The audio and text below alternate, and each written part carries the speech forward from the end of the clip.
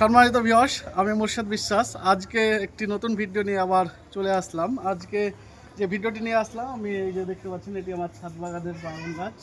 আমার ছাদ বাগানে তিনখানা ড্রাগন গাছ রয়েছে। তার মধ্যে সবথেকে পুরাতন ড্রাগন গাছ এটা এটা প্রায় 3 বছর আগেকার ড্রাগন গাছ। তো দেখতে পাচ্ছেন কতগুলো ফল এসেছে।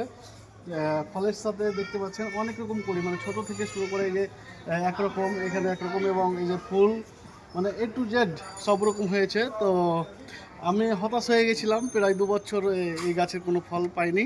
তো 3 বছর পরে আমি ফল পেলাম, কিন্তু ফল পেয়েছি, মানে এতটাই ভালো লাগছে যে শুধু একটা দুটো না, মানে আগন্তি ফল পেয়েছি এই গাছটাতে। দেখুন এগুলো কিন্তু ফল হয়ে গেছে, এগুলো আর নষ্ট হওয়ার কোনো মানে নেই, পথ নেই, এগুলো হয়ে গেছে।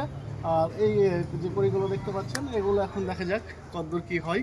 তবে আবার পরের ভিডিওতে আপনাদের আপডেট দেবো। আজকের মতো ভিডিওটি এখানে শেষ করছি।